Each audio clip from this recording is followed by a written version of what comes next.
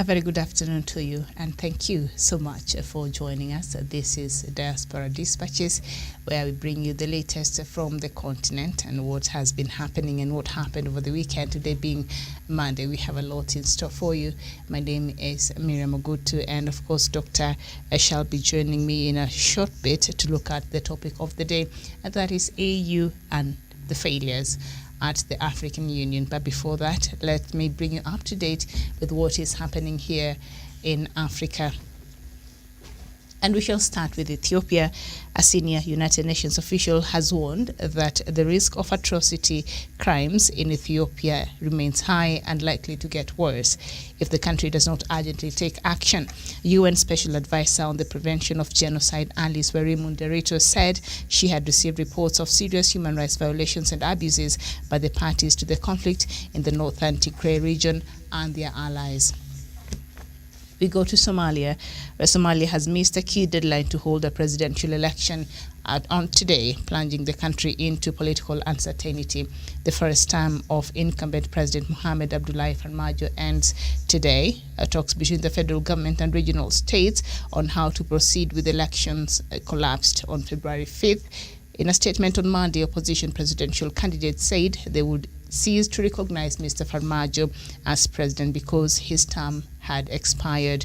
They called for the formation of a transitional body made up of the speakers of the two houses, now leaders of regional administration and representatives from the alliances, to steer the country to the elections. They also argued the Somali National Army to stop taking orders from President Farmajo from today.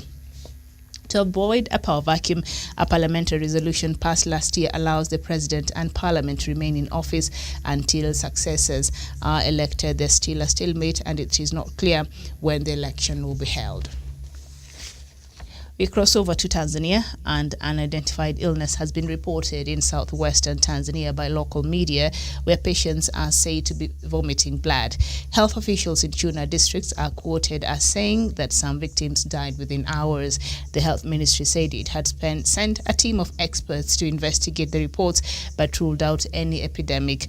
Health Minister Dorothy Ganchiwa has suspended the local district chief medical officer, who was quoted by local media as confirming the illness. The Citizen newspaper reports the ministry said it had established that the symptoms exhibited had been reported from as early as 2018. It urged the public to remain calm as it investigates and promised to provide more information.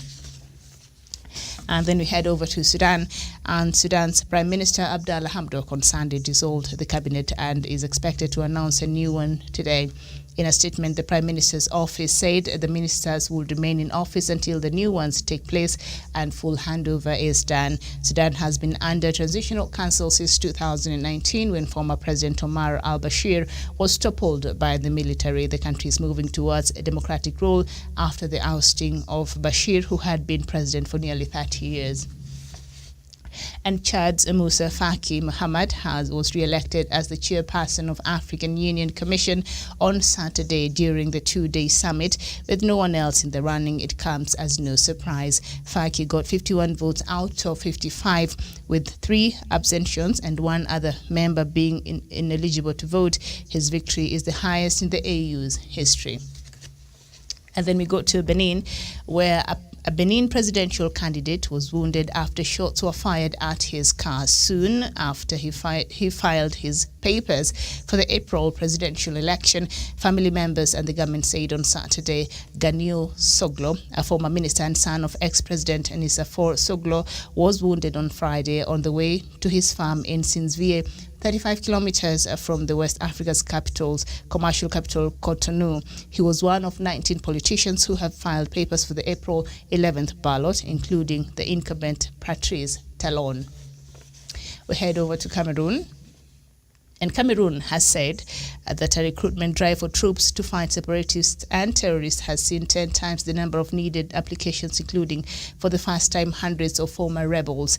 More than 1,000 youths applauded in Yaoundé on Friday as a sign that they will be patriotic if they are recruited into the Rapid Intervention Battalion, Cameroon's elite military force. But it was but it will take more than patriotism to take the cart. Colonel Alain Mvongo, a doctor in Cameroon's military, outlined some of the medical requirements.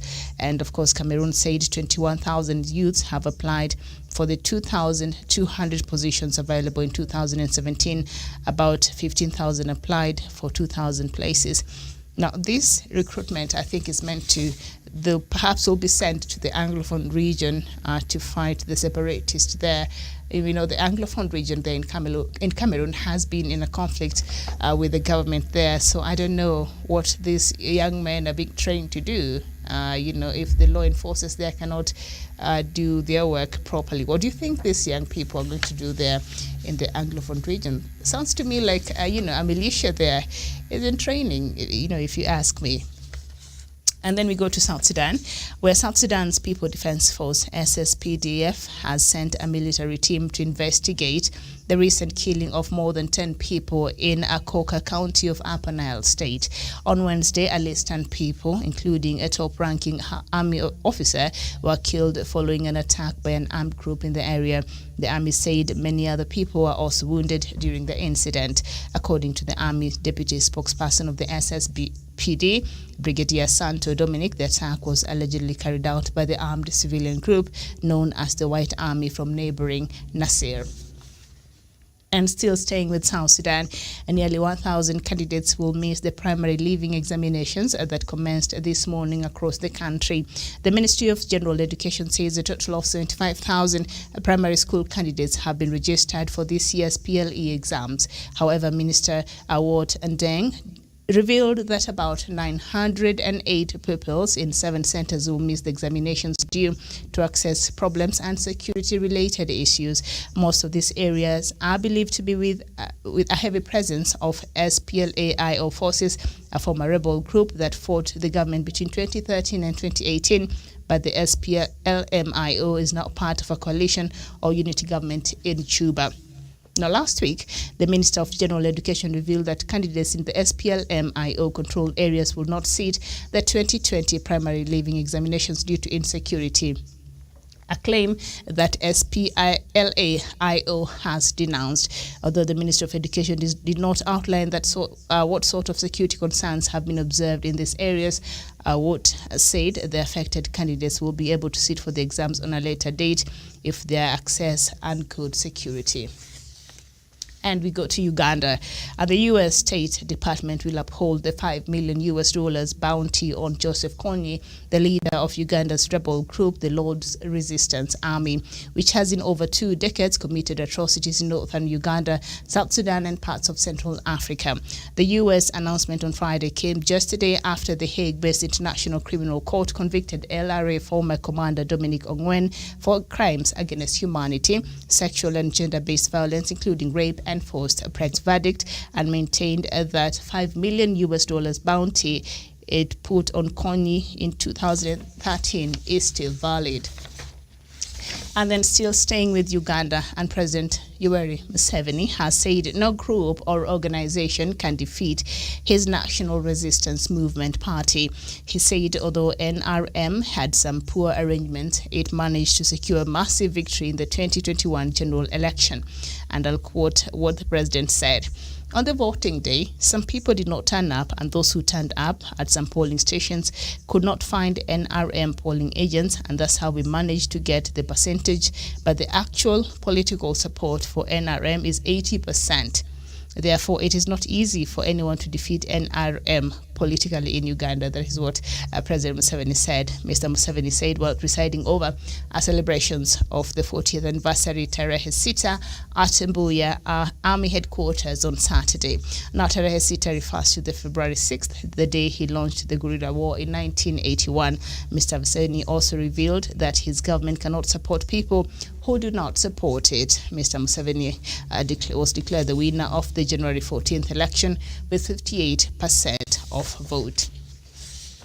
And then we head to Nigeria, where 19 people were killed at the weekend when armed men raided 2 villages in northwest Nigeria's Kaduna state. The government said in the latest violence to hit the region. Gunmen from kidnapping and cattle rustling gangs called bandits by locals, often raid villages in northwest Nigeria, stealing cattle, kidnapping for ransom, and burning homes after looting supplies. Late on Saturday, bandits riding on motorcycles killed 14 people and injured others when they invaded Kutemeshi, where they looted shops, the officials said. On the same day, motorbike riding gunmen also stormed Kujeni, where they killed 5 people and burned several houses, warehouses, and a church, said an official there.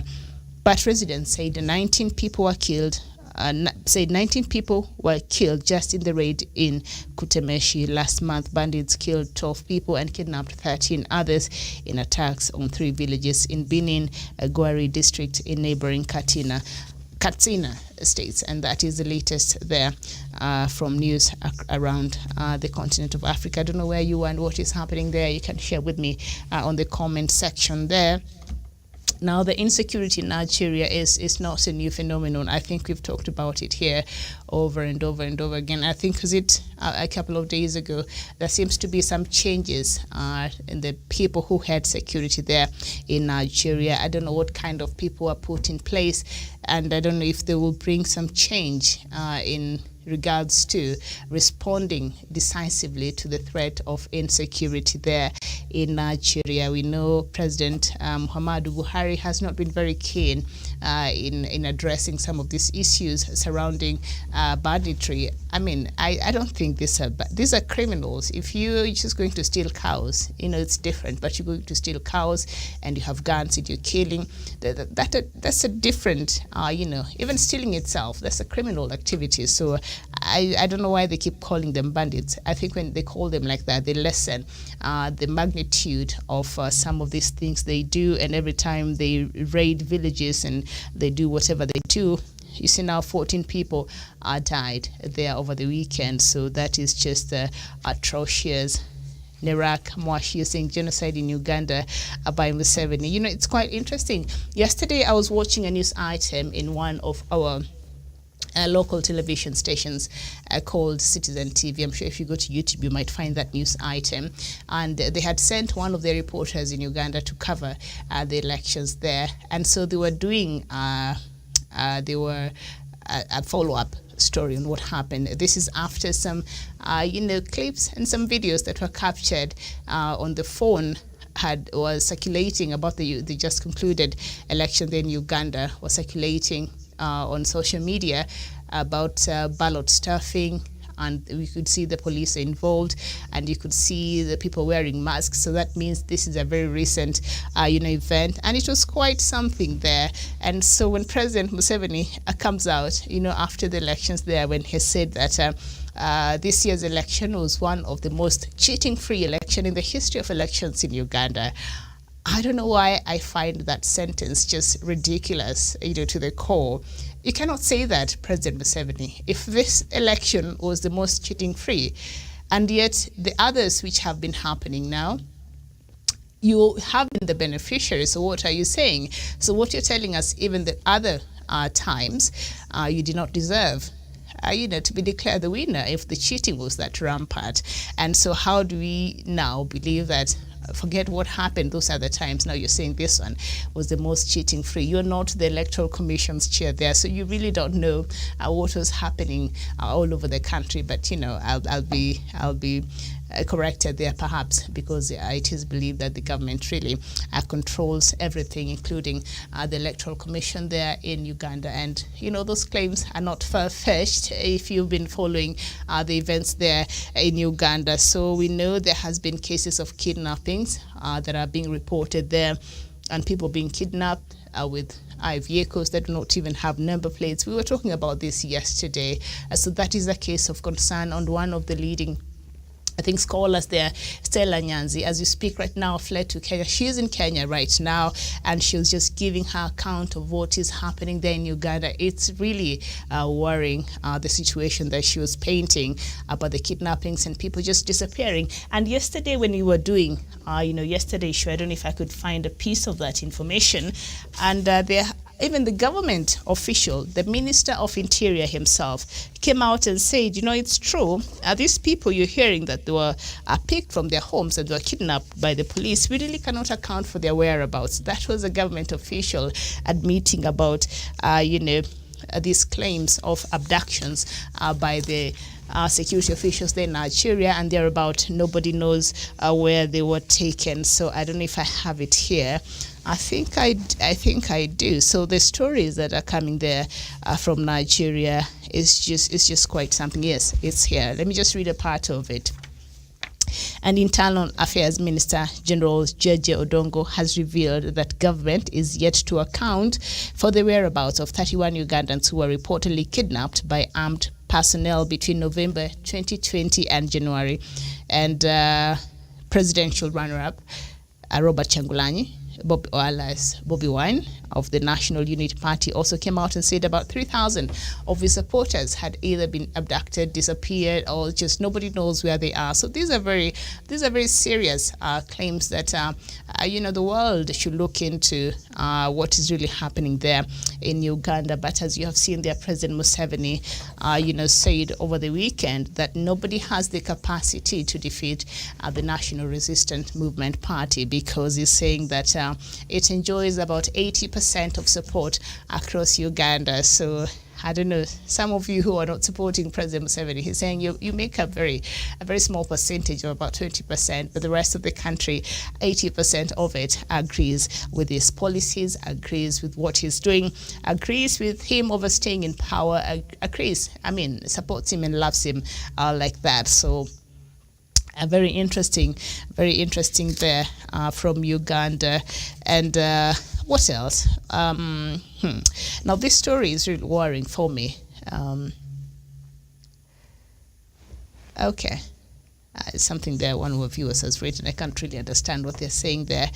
But we know that Somalia was supposed to go for its elections today. Well, that has failed because they could not agree. Remember, Somalia is a federal state, and how they do the elections is quite different from what we know from what happened in Uganda. And, Somali Electoral Commission, they went to Uganda to be trained to do the elections, and I don't know how that turned out for them because they're supposed to go to the elections today in Somalia, but some states were not in agreement with, I guess, how the elections are going to be made, and they had made some initial requirements for the government, especially a place like Jubaland. They were saying the government has to withdraw the federal army from their state, so that as a prerequisite for them to agree, to participate in this year's election. And I guess that did not happen, among other issues that they could not agree on. And so the elections that were supposed to be happening today in New Somalia did not happen. And Somalia, how they do it is they elect representatives that will be equivalent to members of parliament. I don't know how the process in which they do that in the grassroots. People don't go and vote like that. I don't know, they have a selection. It's called a selection, yes, not an election. There's a difference, right?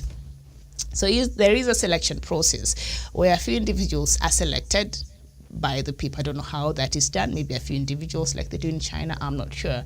And then the people who have been selected to sit in a parliament, a representative of the people, they are the ones that go ahead and elect the president. So that has not happened. It was hoped that this will be the first time that Somalia will go to an election like we see across the world, where people actually go and vote and have a voice in who they want to lead them. But that was not to be. So a lot is happening there in Somalia, and this perhaps is a conversation that I shall be having with Dr. Matanga. But as it is right now, Somalia did not go to its election today as it was earlier expected. And something else that has really caught my attention and is worrying to me is in South Sudan, and the issue of South Sudan is something we keep talking about here over and over. And right now they were having their, I think, national examinations, where the children in primary school do their national examinations before they proceed to high school. But from this news article, that I got from iRadio there in South Sudan says about nearly 1,000 candidates will miss the primary leaving examinations this year. This is because these areas that these children are situated, or these schools are situated, are not secure, and they have access problems. Now, we've been talking about the security in South Sudan for God knows when, because we know that one was that the security in South Sudan was the key issue that was supposed to be solved, that they had agreed on during the revitalized peace agreement that was signed in 2018. They were supposed to unify the forces and all that, so that South Sudan could have a proper army and a secure country. But that has not really happened yet, and so children who come from a specific area in the country, while the rest of the country will be going on with this examination, they will not have the opportunity to do that. So they're saying, the government is saying they will do the exams when the time is right, when they're able to access these areas, when when the security of these children is guaranteed. I just don't know. And then what they're saying is these areas are allied to SPLA-IO forces, that is the opposition forces, allied to the first Vice President Riek Machar. So this is already a very, very, very, very sensitive situation there. And of course, SPLA-IO has come out and denounced this. Allegations have said no. We are not posing any threat on that area, and it's we are not causing our children not to sit for this examination. So what will that mean? If one part of the country life goes on, the children are able to go to school and get an education and all of that, they are at advantage, and then the other part of the country, because of access problems and insecurity, the children are not able to go and sit for the examination and just go on with the education as the rest of the country is. We are creating a very dangerous situation there, because these children need to go to school. In a country that has been ridden with atrocious past before, where young children are being forced into being child soldiers and all that, they're already very, very exposed to certain things. So we need to keep these children in school. We need to ensure that all children in South Sudan are able to access their education. So when one part of the country is going on and the children there are going to school, and the other side is not able to, I think that's already a big problem there, and that is something that President Salva Kiir should treat with the urgency that it requires. There's no way. I know, because we are also our children in Kenya are set to go to their national examination later, I think in March. It's supposed to be happening end of the year, but because of Corona, it was pushed just a little bit to allow those who missed out in schools to just catch up a little bit and prepare for the examination. But there's no way the government of Kenya, through the Ministry of Education, will come out and say, and now, northeastern part of the country. Right now, there's a section of northeastern part of the country that is going through some insecurity challenges right now. But there's no way the government will tell us now that because of the insecurity in northeastern part of the country, Kenyans from that side, our children from that side of the country, will not be able to sit for their KCPE or KCSE, that is the Kenya Certificate of Primary Education or Kenya Certificate of Secondary Education. Like that, it will be unacceptable, to the rest of us. And so the government, despite of the challenges that are being experienced there in terms of security and others, and the threat of Al-Shabaab, it will ensure by all means necessary, even if it means taking half of the army of Kenya to those sites to ensure those children are able to sit for these exams, the government will do that. All means necessary, even if it means sometimes that there are areas, a lot of times where there are heavy rains and there are floodings, the government will employ, choppers and all that to ensure that no child is left behind. All kids are given an equal opportunity. So the fact that exams started and a part of children in South Sudan was not able to participate, I think President Salva Kiir, I don't know how much he did to ensure that did not happen. I don't know how much the government of South Sudan was able, the measures that were put in place. I don't even know if you tried, because now we hear the area, the Minister of General Education are saying that the candidates in SPLM-IO controlled areas already, we see the the political difference now even playing out when it comes to matters education, and that is a very dangerous, shaky ground there. If South Sudan is headed, you cannot bring politics in education, because that is an area, an opposition area. So you really you'll find excuses. That shouldn't be the case. If you're the president of the whole country, so you should ensure access. You should facilitate and ensure every child in South Sudan that is meant to be sitting for their exams right now, this year, they're able to do that. President Salva Kiir. So don't fail the children of South Sudan. Your government and the stakeholders in South Sudan have already failed these children so many times. I think that is not fair. I think that those children from those areas already are quite disadvantaged, and politics should not play into very important matters like education, health, things like that are important to the people there. So anyway, thank you so much. And so what else? Well, an unidentified illness has been reported in southwestern Tanzania, as I have said there earlier, where patients are said to be vomiting blood. I don't know, sounds like Ebola there. And so one journalist reported this illness, and they were fired. They were fired because they reported this. It's like, when you're in Tanzania and you're a journalist, you cannot even talk about corona. Like, that is something you don't run as a news item in Tanzania. But this was an unidentified illness. So why is the government of Tanzania being very anxious? You're there. And people should know so that people can take precaution. Information is power. So if somebody goes out and does their job in informing the public what is happening, and they're fired, the things that go on in Tanzania and Uganda, it's just ridiculous. It's like Kenya, we struggle with a couple of things. And, we have a free media, but, there are a few struggles around, and, we'll keep fighting for even a better, freer space. But we can talk, we can report, we can criticize the government constructively. We can do all that. And so you hear stories coming from Tanzania and Uganda, and sometimes you wonder, okay, we're in the middle of just something else. And also in Rwanda also, media is very highly censored there. So now there's a very strange illness, and you cannot report about it.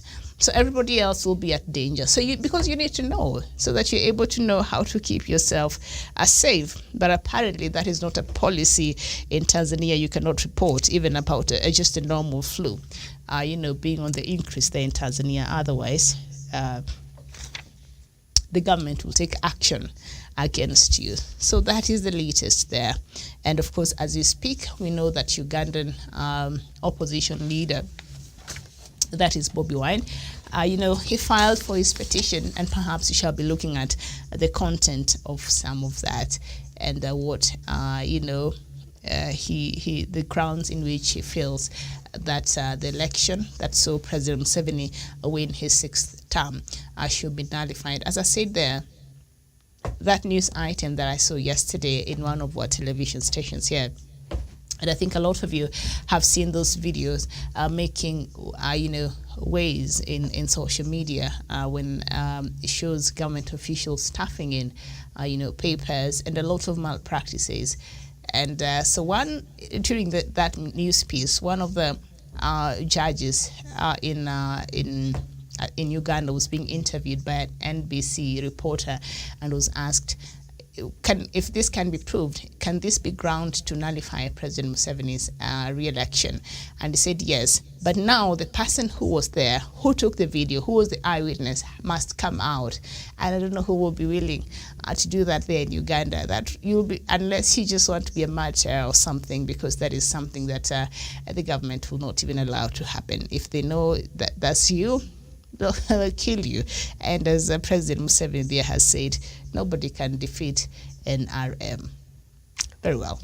Thank you so much for watching. This has been Diaspora Dispatches. My name is Miriam Ogutu. Good afternoon.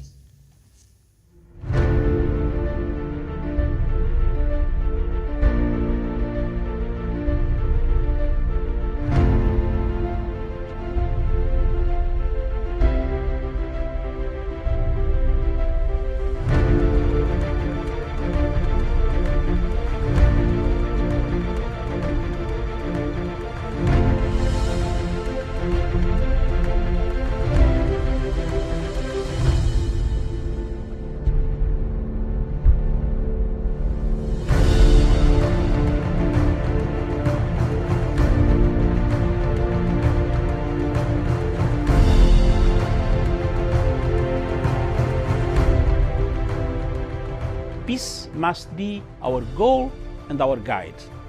And all that we strive for as a human family, dignity and hope, progress and prosperity, depends on peace. But peace depends on us.